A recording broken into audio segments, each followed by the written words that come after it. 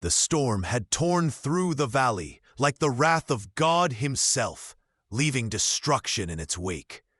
Margaret Hayes pressed herself against the rough bark of the fallen cottonwood, her arms wrapped protectively around 6-month-old Samuel as rain hammered down in sheets. The tree had crashed across their wagon during the tempest, crushing the horses and trapping them beneath its massive branches. Her husband's body lay somewhere in the wreckage behind them. She'd stopped screaming hours ago. The baby's cries had weakened to pitiful whimpers. Margaret's own strength was fading, crushed beneath the weight of wood and grief. This was how it would end, she thought, drowned in mud with her son, miles from anywhere, 3 days after burying her dreams of a new life in California. Before we continue, I'd love to ask you to take just a moment to subscribe to the channel and leave a like on this video. It truly means the world to us and motivates us to bring you more quality stories like this one. Also, I'm curious, where are you listening from today? Let us know in the comments. Through the rain, she heard something, hoofbeats. Then a man's voice, rough with urgency. Jesus Christ, hold on. Strong hands gripped the branch, pinning her legs. Margaret looked up through the downpour to see a man, broad-shouldered, rain-soaked, his face set with fierce determination. He was alone. No rope, no tools, just raw human strength as he wedged himself beneath the massive trunk. "Can you move?" he shouted over the storm. "The baby," she gasped. "Take him first." The stranger's dark eyes met hers for one blazing moment. "I'm getting you both." He positioned himself under the tree's weight, muscles straining as he lifted. The veins in his neck stood out like cords. Margaret saw the impossible effort, the way his body shook with exertion. This would break him.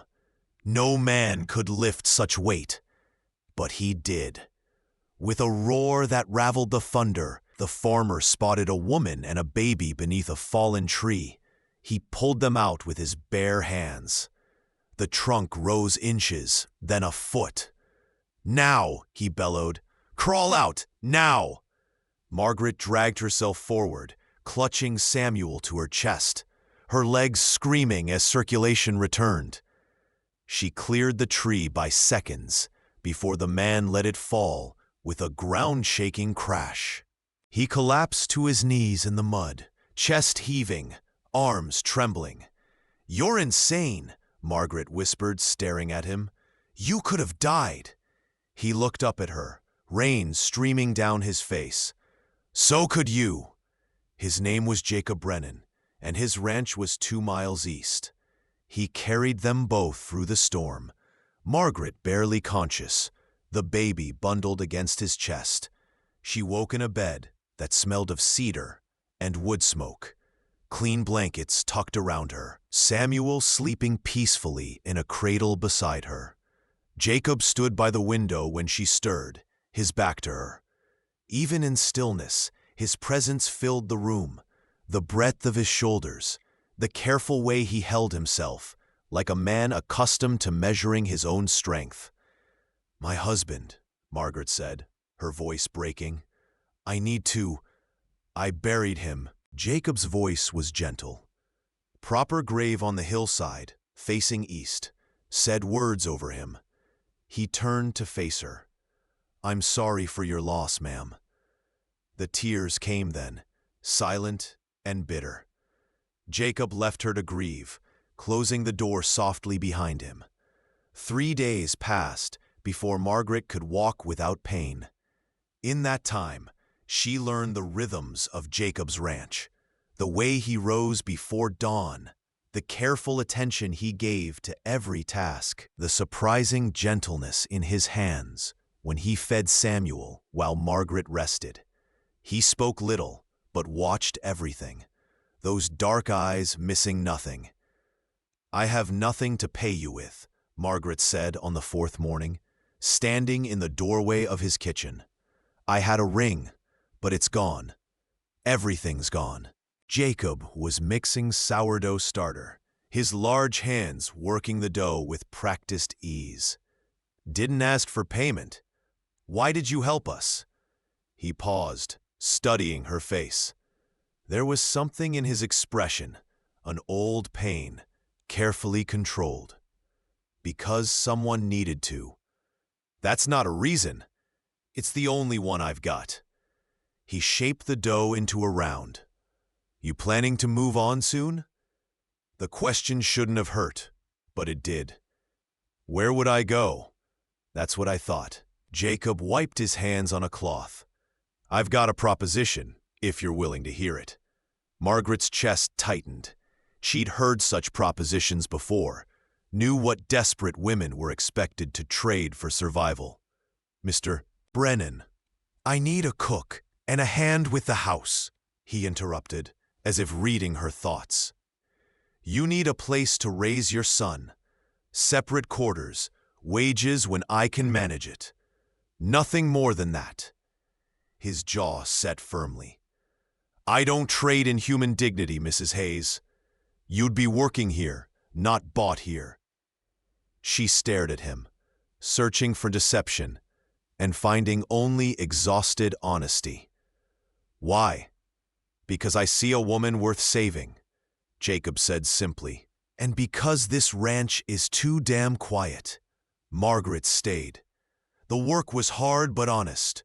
She cooked meals that actually tasted like something, mended clothes, kept the house from falling into bachelor squalor. Jacob taught her to shoot his rifle, to ride his gentlest mare, to read the weather in the sky.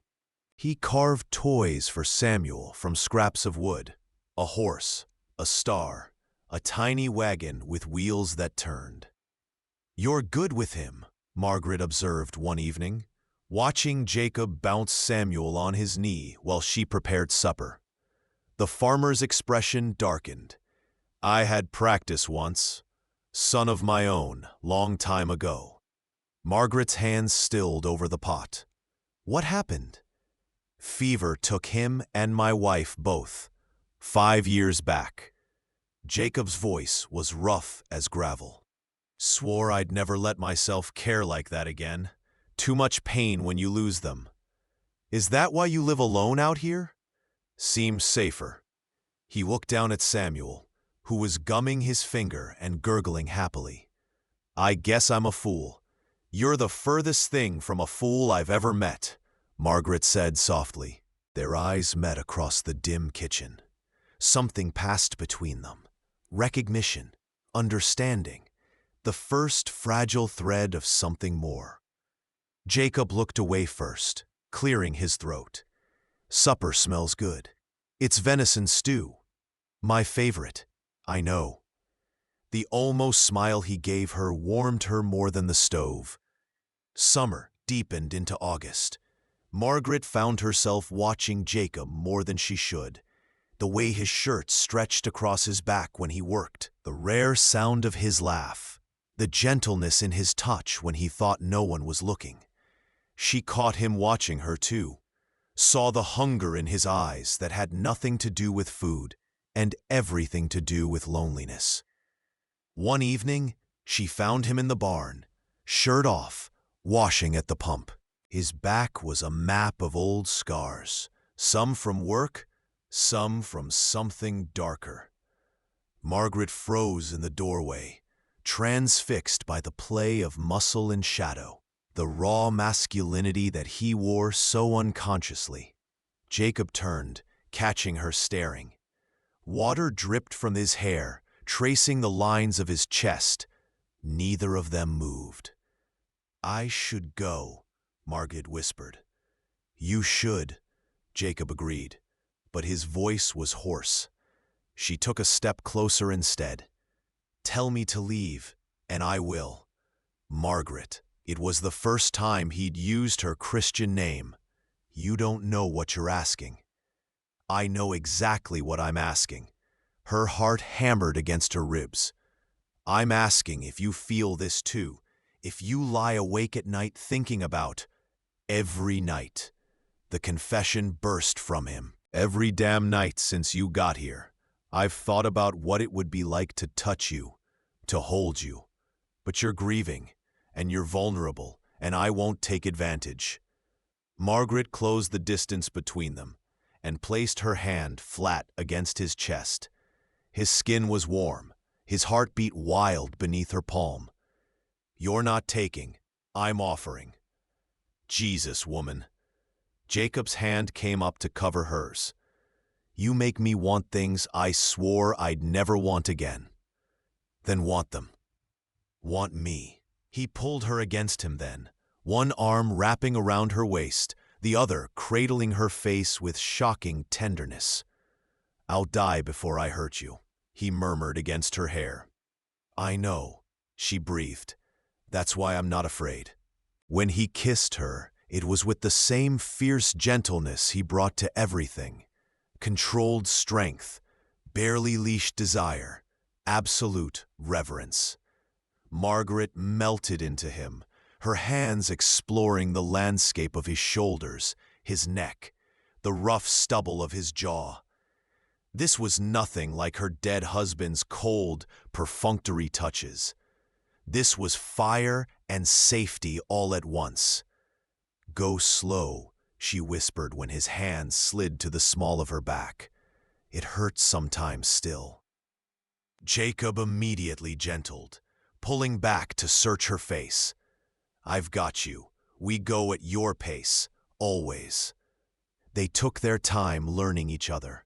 Stolen kisses in the barn, hands brushing during supper, long conversations under the stars with Samuel sleeping between them.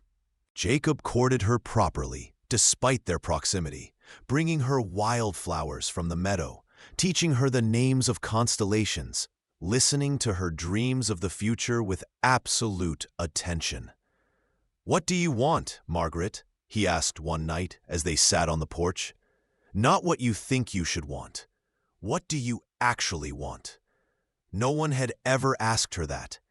Margaret considered the question, watching the stars wheel overhead. I want to be seen, not as someone's property or burden, but as a person. I want to build something that matters. I want Samuel to grow up knowing what a good man looks like. She turned to Jacob. I want to stop being afraid all the time. You're not property, Jacob said fiercely. You're not a burden. You're the strongest damn person I've ever met. And if you let me, I'll spend the rest of my life making sure you know it. Jacob, I'm not asking for an answer now. Just want you to know where I stand. But their fragile peace shattered in September when a stranger rode onto the ranch. Lean, cruel-faced with eyes like chips of ice. That's her, the man said, pointing at Margaret. That's my brother's widow. She's coming back with me. Margaret felt the blood drain from her face. Thomas. Jacob stepped between them instantly, a wall of protective muscle. State your business, then get off my land. Thomas Hayes laughed, a sound like breaking glass. My business is family property.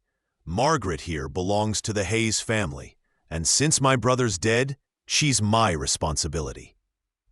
I've come to collect her and the boy. I'm not going anywhere with you, Margaret said, her voice shaking but firm. You don't have a choice, girl. Law says you're Hayes' property until you remarry. Thomas's smile was vicious, and I've got the deed to prove it. Jacob's fists clenched. She's under my protection now. You her husband? Thomas asked mockingly. Got papers to prove it? The silence was damning. Thomas laughed again. That's what I thought. You've got until tomorrow to hand her over peaceful-like, or I'll come back with the sheriff and take her by force. Your choice, farmer. After he left, Margaret collapsed on the porch steps, shaking. He'll hurt Samuel. He'll hurt me. His brother did. And Thomas is worse. The words tumbled out, all the horrors she'd never spoken, the bruises, the terror, the nights she'd prayed for death. Jacob knelt before her, taking her hands in his. "Listen to me. You listening?" She nodded, tears streaming down her face. "Together," Jacob said, the word of vow. "We face this together. He's not taking you. Not while I'm breathing." "What can we do?" "We get married. Tonight." Jacob's eyes burned with determination. "The preacher in town owes me a favor. We ride now, get the papers, and by tomorrow, you'll be Margaret Brennan. Thomas can't touch what's legally mine." "You don't have to." "Yes, I do." Jacob's voice was raw with emotion. "Because I love you. Because you're not just a woman I'm protecting. You're the woman I want beside me for the rest of my life. Because that baby in there deserves to grow up safe, and you deserve to never be afraid again." He stood, pulling her up with him. "But only if you want it. Say no and I'll fight Thomas anyway. Say yes and we'll fight him together." Margaret looked at this man who'd saved her life, who'd given her dignity and purpose, who'd taught her that strength could be gentle and love could be safe. "Yes," she whispered. "God, yes." They rode through the night, Samuel bundled against Margaret's chest, Jacob's arms steady around them both. The preacher married them by lamplight, witnesses hauled from their beds to sign the papers. Jacob kissed her when it was done, a soft, claiming kiss that tasted like promises. "Together," he murmured against her lips. "Together," she agreed. Thomas arrived at noon the next day with 3 men and a shotgun.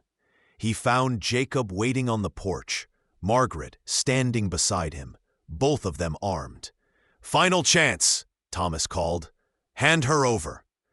Jacob held up the marriage certificate. "Mrs. Brennan isn't going anywhere. Now get off my land before I remove you myself." Thomas's face twisted with rage. "You think I'll let some dirt farmer steal what's mine? Boys, take them." The fight was short and brutal. Jacob moved with controlled violence, each punch calculated for maximum damage. He broke one man's nose, dislocated another shoulder, and knocked the third unconscious. Thomas himself pulled his shotgun, but Margaret shot it from his hands before he could aim, her rifle steady despite her pounding heart. "Enough," Jacob growled, his fist gripping Thomas's collar. "You've got 2 choices. Ride out now and never come back, or I bury you on that hillside next to your brother. Choose." Thomas spat blood. "This isn't over." "Yeah," Jacob said quietly. "It is." He threw Thomas bodily off the porch. The man scrambled for his horse, his hired guns limping after him. They disappeared in a cloud of dust, and Margaret knew they wouldn't return. Men like Thomas were cowards at heart, and Jacob had proven himself a force they couldn't match. When the dust settled, Jacob turned to Margaret, his knuckles split and bleeding. "You all right?" Instead of answering, she threw herself into his arms, kissing him with desperate relief and fierce joy. Jacob caught her, lifting her off her feet, kissing her back with equal fervor. "My wife," he murmured against her mouth. "My fierce, brave, beautiful wife." "My husband," she replied, marveling at the word. "My impossible, stubborn, wonderful husband." That night, they lay together in the bed they would share for the rest of their lives. Jacob's hands traced her body with reverence, learning every curve and hollow, every place that made her gasp. Margaret explored him in return, mapping the scars that made him who he was, the strength tempered by gentleness, the passion held in check until she begged for more. "I love you," she whispered as he moved above her, his eyes locked on hers. "I love you so much it terrifies me." "Don't be terrified," Jacob breathed, his forehead resting against hers. I've got you, always. They built their life together, with the same care Jacob had shown that first night in the storm. Careful, deliberate, strong. Margaret learned to run the ranch beside him, became a crack shot, raised Samuel and the 3 children who came after with fierce protectiveness and abundant love. Jacob never raised a hand to her in anger, never spoke a harsh word without apologizing, never let a day pass without reminding her she was cherished. 5 years after that storm, they stood on the hillside where Jacob had buried Margaret's first husband. A proper stone marked the grave now, weathered by time and seasons. Samuel, now a sturdy 6-year-old, played nearby with his younger siblings. "Do you ever regret it?" Margaret asked, her hand in Jacob's. "Taking us in that day?" Jacob pulled her close, pressing a kiss to her temple. "Pulling you out from under that tree was the easiest choice I ever made. Everything after, loving you, building this life, that's been easy too." "Liar," Margaret laughed. "Nothing about this life is easy." "No," Jacob agreed, smiling down at her. "But it's ours, and that makes every hard day worth it." Margaret looked out over the ranch they'd built together. The expanded house, the full barn, the fields green with crops, the children playing in the sunshine. This was what she'd wanted, but never dared to hope for. To be seen, to be valued, to be safe, to be loved. "Together," she said softly. Jacob's arm tightened around her. Always together. And they were. The winter of 1873 arrived early, blanketing the ranch in 3 feet of snow. Margaret stood at the window, watching Jacob struggle through drifts to reach the barn, their 4th child heavy in her belly. Samuel, now 7, helped his father with the chores, while little Emma and Rebecca played by the fire. "Mama, is Papa going to be okay?" Emma asked, her dark eyes, so like Jacob's, wide with worry. "Your father could survive anything," Margaret said, but her hand pressed protectively against her stomach. The baby had been quiet today. Too quiet. When Jacob returned, stomping snow from his boots, he found Margaret doubled over in pain. The color drained from his face. "How long?" "An hour, maybe more." She gritted her teeth as another contraction seized her. "Something's wrong, Jacob." "It's too early." He was beside her in an instant, his large hands cradling her face. "Look at me. We've done this 3 times. We can do it again. The midwife can't make it through the snow. Then I'll deliver our baby myself." Jacob's voice was steel wrapped in velvet. "You trust me?" Margaret looked into his eyes and saw the same fierce determination that had pulled her from beneath a tree years ago. "With my life." The labor was brutal. Hours stretched into an eternity of pain, while Jacob coached her through each contraction, his hands steady even when hers shook. Samuel kept the other children occupied downstairs, far too young to bear such responsibility, but rising to it anyway. "I can't," Margaret gasped as dawn broke. "I can't do this anymore." "Yes, you can." Jacob's voice was rough with emotion. "You're the strongest person I know. One more push, my love. Just one more." She bore down with everything she had left, and suddenly the baby was there, tiny, blue, and terrifyingly silent. Jacob moved with practiced efficiency, clearing the infant's airway, rubbing its chest. "Come on," he murmured. "Come on, little one. Breathe." Nothing. Margaret's heart stopped. "Jacob!" "Breathe," he commanded, and blew gently into the baby's mouth. A gasping cry filled the room. The baby, a boy, perfect and small, wailed his protest at the cold world. Jacob wrapped him quickly, tears streaming down his face as he placed their son in Margaret's arms. "Thomas," Margaret whispered, looking down at the miracle in her arms.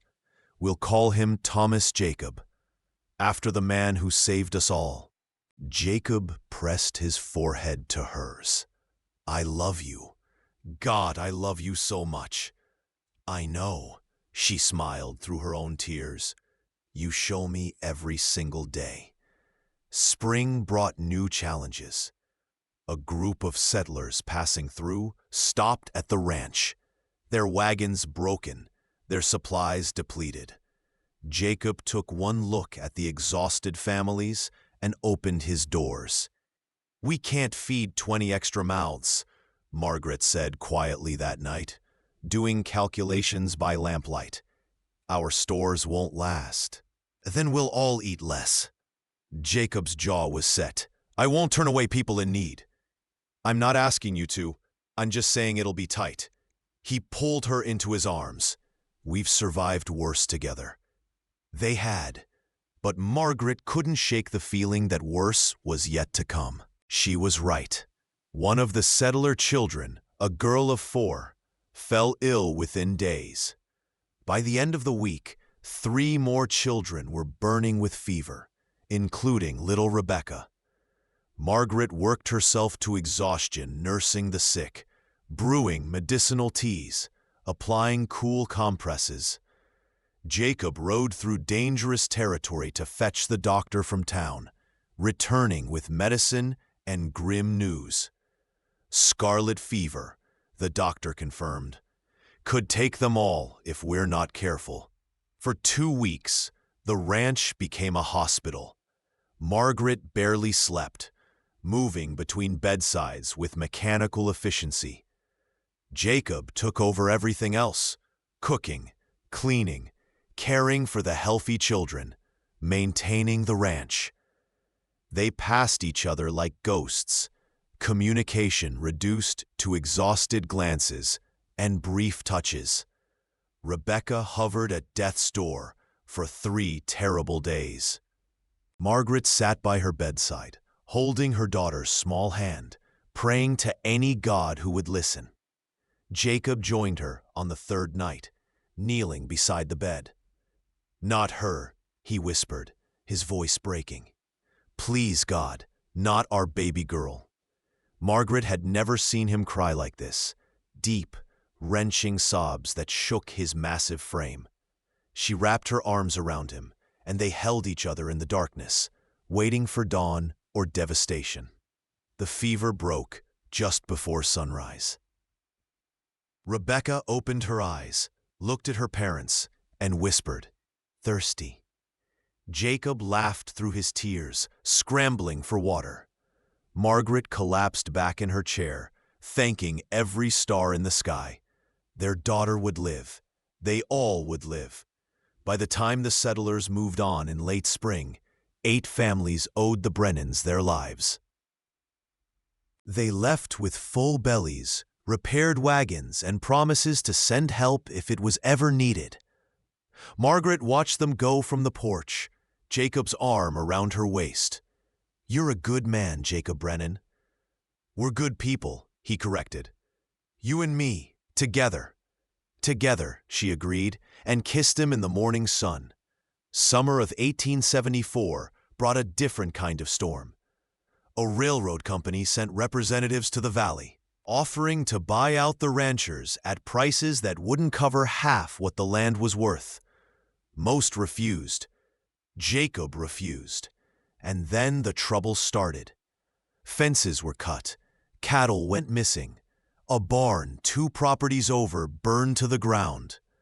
The company was sending a message: sell or suffer the consequences.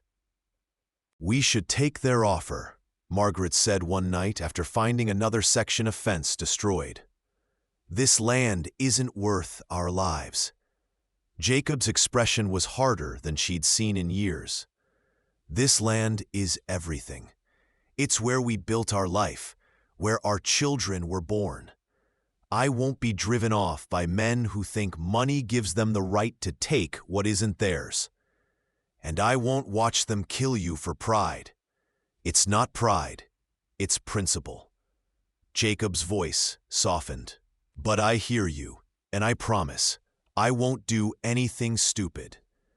The promise lasted 3 days. Margaret was in town with the children when the railroad men came. 6 hired thugs with guns and torches. Jacob faced them alone in the yard. "Last chance," their leader said. "Sign the papers, or we burn you out." Jacob's response was to level his rifle at the man's chest. "First match you light, I put a bullet in you. Second match, I put one in your friend there. I've got 20 rounds, and I don't miss.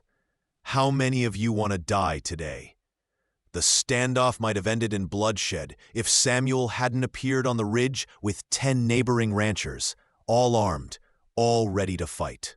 The boy had ridden hard for help the moment he'd seen the railroad men approaching. "Seems like bad odds for you," Jacob said quietly. "But I'll give you the same choice you gave me. Leave now, or we settle this permanent-like." The railroad men left, but everyone knew they'd be back. That night, Jacob held Margaret close in their bed, his body tense despite his exhaustion. "I should have taken their offer. I put all of you in danger." "No." Margaret's voice was fierce. "You stood up for what's right. You showed our children what it means to fight for what you believe in." She kissed him deeply. "But next time, don't face 6 armed men alone, you stubborn fool." Jacob laughed, the sound rumbling through his chest. "Yes, ma'am. I mean it. You promised you wouldn't do anything stupid."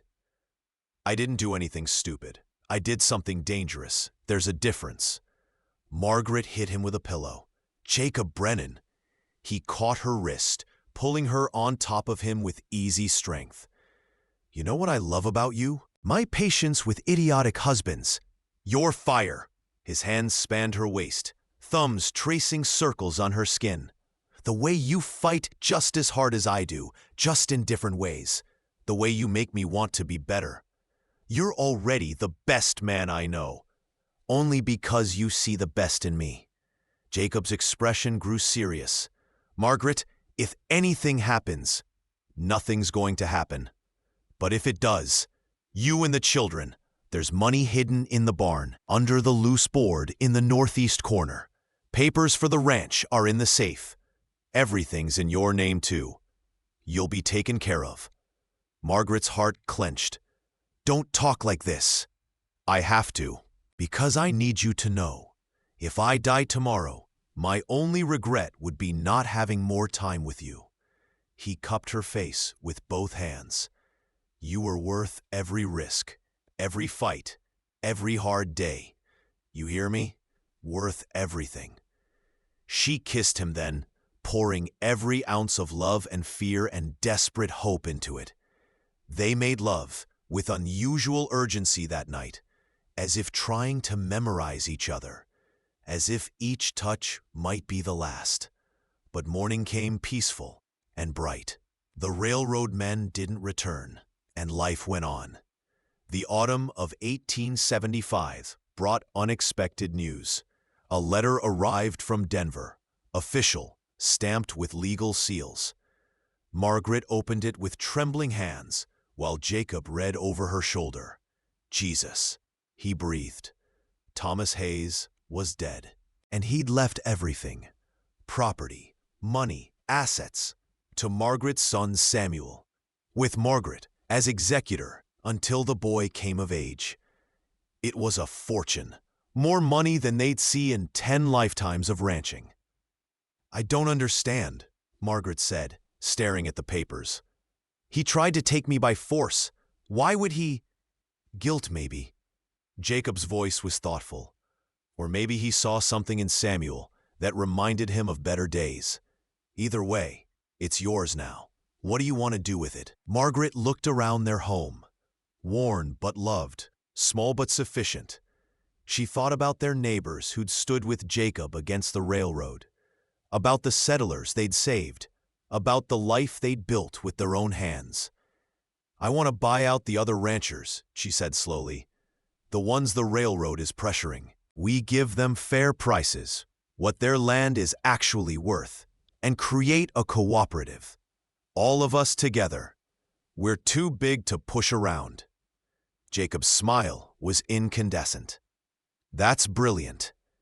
And I want to build a school, a real one, with a proper teacher, so our children and all the other children in the valley have a chance at something better."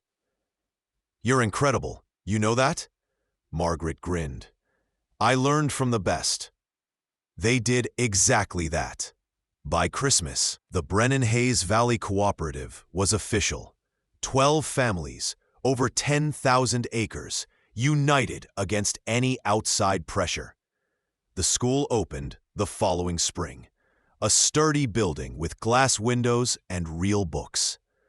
On the day of the school's dedication, Margaret stood before the assembled families, Jacob beside her, their children in the front row. "My first husband left me nothing but fear and bruises," she said, her voice carrying across the crowd. "My second husband gave me everything: dignity, love, purpose, and the courage to fight for something bigger than myself. This school stands as proof that no matter where we come from, no matter what we've survived, we can build something beautiful together." The applause was thunderous. Jacob squeezed her hand, pride shining in his eyes. That night, after the celebrations ended and the children were asleep, they sat on their porch, watching the stars. Margaret leaned against Jacob's solid warmth, marveling at how far they'd come from that terrible day in the storm. "Do you remember what you said?" she asked softly. "When you first pulled me out from under that tree? I said I was getting you both out." "No, after that. You said, 'So could you,' when I told you that you could have died saving us." Jacob was quiet for a moment. "I remember.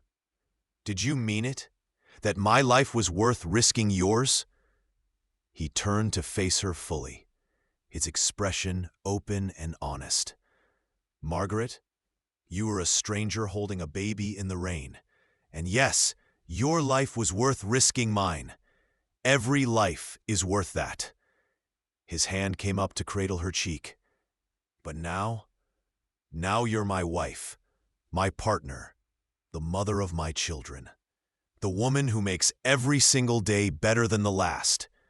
If I had to choose between my life and yours, I'd choose yours every single time, without hesitation. Not because you're mine, but because the world needs people like you in it. People who turn pain into purpose, who fight for others, who love without holding back." Tears streamed down Margaret's face. "I love you so much it still scares me sometimes." "Don't be scared." Jacob wiped her tears with his thumbs. "We faced everything else together. We can face that too." "Together," Margaret whispered. "Always," Jacob promised, and kissed her beneath the stars. Winter came again, as it always did, but the Brennan Ranch was warm and full of life. Children's laughter, the smell of fresh bread, the steady presence of a love that had survived storms, both literal and figurative. They built something that would last, something worth fighting for. And on quiet nights when the snow fell soft outside, Jacob would pull Margaret close and remember the day he'd spotted a woman and a baby beneath a fallen tree. The day he'd pulled them out with his bare hands and unknowingly pulled himself out of loneliness and grief. It had been the easiest choice he'd ever made, and the best. The spring of 1876 brought a visitor neither of them expected. Margaret was hanging laundry when she heard the rider approach, a woman, alone, wearing trail-worn clothes and carrying herself with the kind of wariness that came from hard living. When she removed her hat, Margaret's breath caught. The woman looked exactly like Jacob. "Is Jacob Brennan here?" the stranger asked, her voice rough. Jacob emerged from the barn, saw the woman, and froze. The pitchfork fell from his hands. "Sarah?" "Hello, brother." The silence stretched between them like a chasm. Margaret watched her husband's face cycle through shock, disbelief, and something that looked like old pain. "You're dead. They told me you died in the fire with Ma and Pa." "They told you wrong." Sarah's expression was carefully neutral. "I got out, barely. Spent the last 15 years thinking you died too, until I heard about a rancher named Brennan doing good works in this valley." She looked around the property, at the house, the children playing in the distance. "Looks like you did well for yourself." Jacob seemed unable to move. Margaret stepped forward, extending her hand. "I'm Margaret, Jacob's wife. You're welcome here." Sarah's eyes, so like Jacob's, softened slightly. "Thank you. I won't stay long. Just wanted to see if the rumors were true." "Stay," Jacob said suddenly, his voice hoarse. "Please, I have 15 years of questions." Over supper, the story emerged in painful fragments. Sarah had survived the fire that killed their parents, but barely. Her hands were scarred, her back worse. She'd spent years drifting, working rough jobs, unable to settle. She'd searched for Jacob, but found only dead ends, until now. "Why didn't you come sooner?" Jacob asked, his large hands wrapped around a coffee cup. "Once you knew I was alive?" Sarah looked away. "I wasn't sure you'd want to see me. I wasn't there when you needed me. When you lost your first wife and son, I should have been there. You didn't know. I should have tried harder to find you." Jacob reached across the table and took his sister's scarred hand in his own. "You're here now. That's what matters." Margaret watched them, seeing the resemblance, not just in features, but in the way they carried their pain, close to the chest, hidden behind walls of self-sufficiency. She touched Jacob's shoulder. "Sarah should stay with us, at least for a while." "I don't want to impose," Sarah started. "You're not imposing," Margaret said firmly. "Your family." The word hung in the air, fragile and precious. Sarah's eyes filled with tears. She refused to let fall. "I don't know how to be family anymore." "Neither did I," Margaret said softly. "Jacob taught me. Now we'll teach you." Sarah stayed. At first, she kept to herself, helping with chores, but maintaining emotional distance. The children were fascinated by their aunt, especially Samuel, now 8 and hungry for stories of his father's childhood. Sarah obliged, telling tales of a young Jacob who'd been wild and reckless before responsibility had tempered him. "He once jumped off the barn roof because someone dared him," Sarah said, grinning. "Broke his arm in 2 places." Jacob groaned from across the room. "I was 12. "You were an idiot," Sarah countered, but there was affection in her voice. "Still am, according to my wife." Margaret threw a dish towel at him. "Don't drag me into this." Slowly the walls came down. Margaret would find Jacob and Sarah talking quietly in the barn, sharing memories of parents long dead. She'd watch Sarah play with the children, teaching them card tricks and songs from their childhood. She'd see the way Jacob's shoulders relaxed, the way years of grief seemed to lift now that he had family again. One evening, Margaret found Sarah crying in the garden. "What's wrong?" "Nothing, everything." Sarah wiped her eyes roughly. "I spent so long alone that I forgot what it felt like to belong somewhere. And now I'm here, and you've all been so kind, and I don't know how to—" Her voice broke. "I don't know how to stay." Margaret sat beside her, taking her hand. Then learn. That's what I did. When Jacob found me, I was broken and terrified, and convinced I didn't deserve kindness. He showed me different. Let us show you different too. Why? You don't owe me anything. Because you're Jacob's sister. Because you're alone and hurting. Because that's what family does. Margaret squeezed her hand. And because I see a woman worth saving. Sarah laughed through her tears. Jacob said the same thing to you, didn't he? He did. Now I'm saying it to you. Stay, Sarah. Build a life here. Let yourself be loved. Sarah stayed. She helped Margaret with the school, taught the children to read advanced texts, started a small library with books ordered from back east. She softened, laughed more easily, began to look less like a woman ready to run and more like someone who'd found home. Summer brought a cattle drive, a massive undertaking that would take Jacob and several other men away for 6 weeks. The night before he left, Jacob held Margaret close in their bed, his hands tracing familiar patterns on her skin. I don't want to leave you, he muffled against her hair. Then don't. You know I have to. The cooperative depends on this sale. Margaret did know, but knowing didn't make it easier. 6 weeks is a long time. I'll come back. Jacob tilted her face up to his. I'll always come back to you. You know that, right? I know. Doesn't mean I have to like it. He kissed her then, deep and thorough, a promise and a reminder all at once. They made love slowly, savoring each touch, each whispered word, storing up memories to sustain them through the separation. Afterward, Margaret lay in his arms, listening to his heartbeat, memorizing the weight of him beside her. I love you, she whispered into the darkness. I love you more. Impossible. Jacob's laugh rumbled through his chest. Want to bet? Name your terms. If I love you more, you have to admit I'm right about the new barn placement. Margaret propped herself up on one elbow. And if I love you more? Then I'll build the barn wherever you want it. Deal.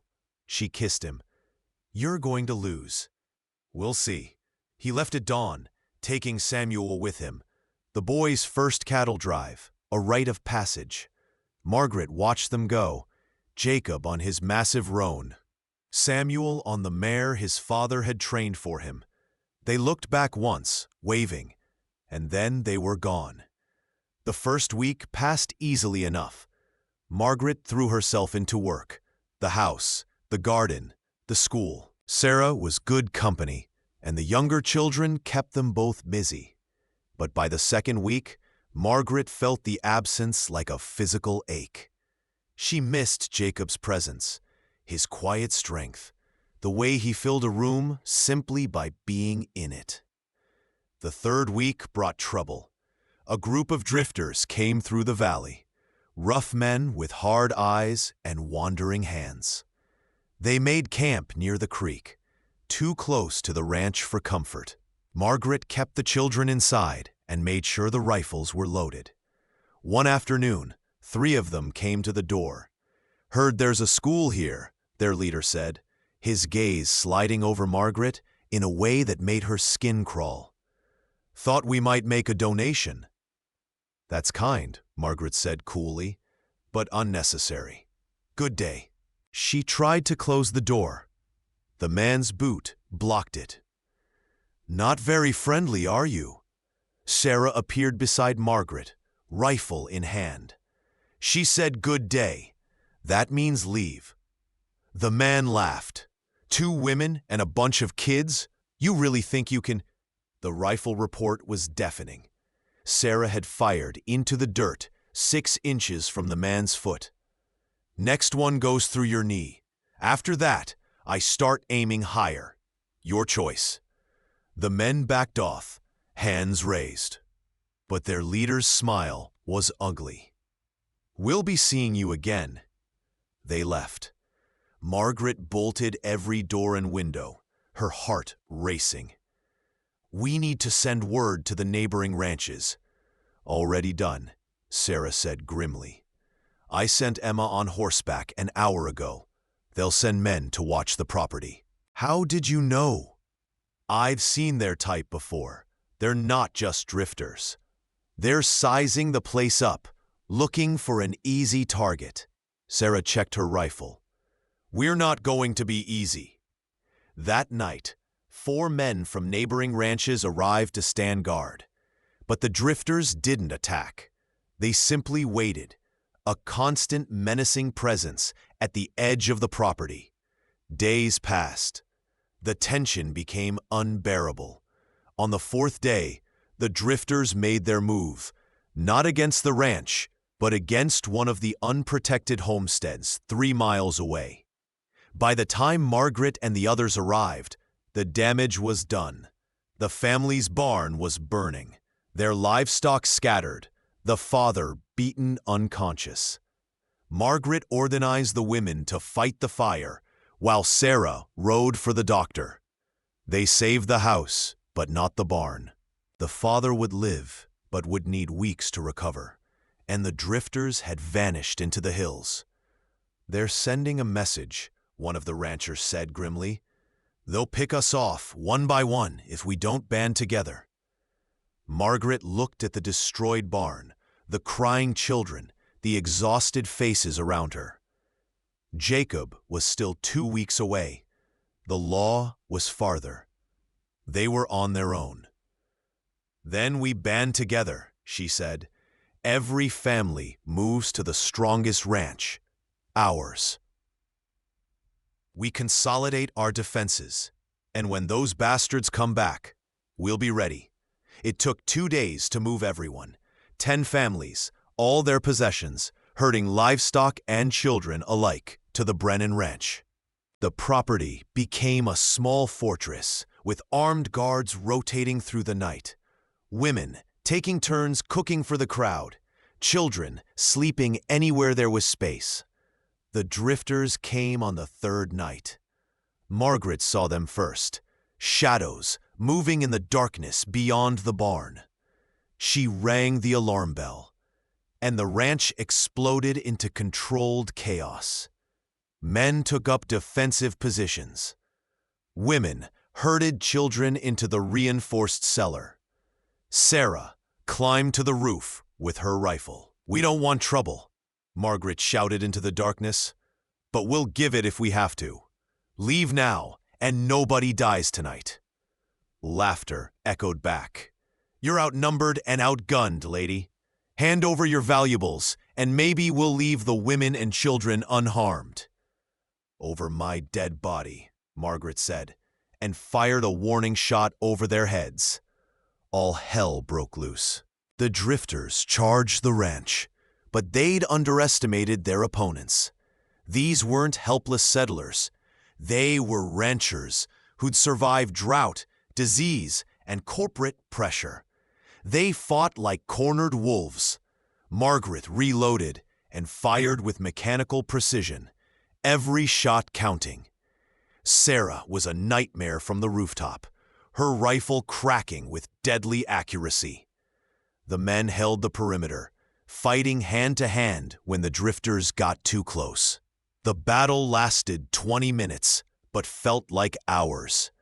When the smoke cleared, 4 drifters lay dead. 3 more were wounded and captured, and the rest had fled. On their side, 2 men had serious injuries but would survive. The ranch had held. Margaret's hands shook as she lowered her rifle. Sarah climbed down from the roof, her face grim. Everyone alive? Everyone alive, Margaret confirmed. Check the children. They were fine, terrified but unharmed, still huddled in the cellar with the women who'd stayed to protect them. Margaret stood in the yard, surveying the damage, trying to process what had just happened. She'd killed a man, maybe 2. Her stomach churned. Hey, Sarah gripped her shoulder. You did what you had to do. No shame in protecting your family. I know, Margaret's voice broke. I need Jacob. He'll be home soon, and he's going to be so damn proud of you." He was. When Jacob and Samuel rode back 2 weeks later, they found the ranch in a state of organized recovery. Margaret was overseeing repairs when she heard the hoofbeats. She turned, saw him, and ran. Jacob caught her in his arms, lifting her off her feet. "What happened?" "Sarah sent word about an attack. We held them off. We're fine. We're all fine." Margaret buried her face in his neck, breathing in the familiar scent of him. "But God, I missed you." He held her for a long moment, his arms iron-tight around her. When he pulled back, there were tears in his eyes. "Samuel told me what you did, how you led everyone, organized the defense, stood your ground." His hands framed her face. "You're incredible." I was terrified. Brave people usually are. He kissed her forehead, her cheeks, her lips. "I'm sorry I wasn't here. You're here now. That's what matters." That night, after the children were asleep and the ranch had finally quieted, Jacob made love to Margaret with desperate intensity, as if trying to convince himself she was really safe, really whole, really his. She clung to him with equal fervor, needing his presence, his strength, the reminder that they'd survived yet another trial. Together, Jacob whispered against her skin. "Always together," Margaret replied, and believed it with every fiber of her being. Autumn brought a different kind of challenge. Rebecca, now 9, came down with a fever that wouldn't break. For 3 days, Margaret and Jacob took turns sitting by her bedside, applying cool compresses, coaxing her to drink water. The doctor came and went, shaking his head. "Keep her comfortable. That's all we can do." On the 3rd night, Rebecca's fever spiked dangerously high. She began having seizures, her small body convulsing while Margaret held her and screamed for Jacob. He burst into the room, took one look, and scooped his daughter into his arms.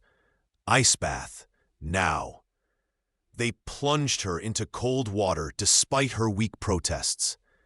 Jacob held her, murmuring reassurances while Margaret monitored her temperature. Slowly, agonizingly, the fever began to drop.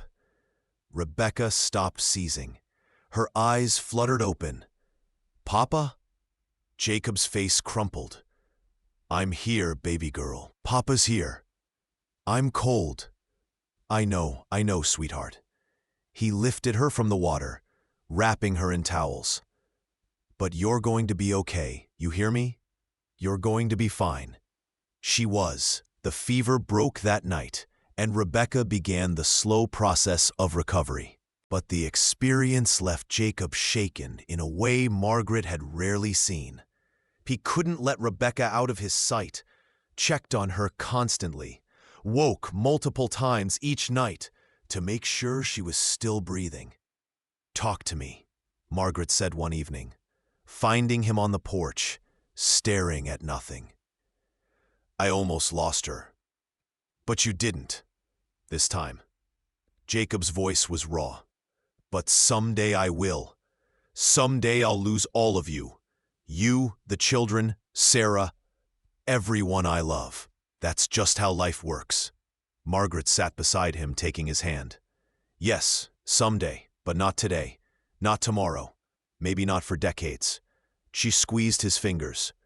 "We can't live in fear of the ending, Jacob.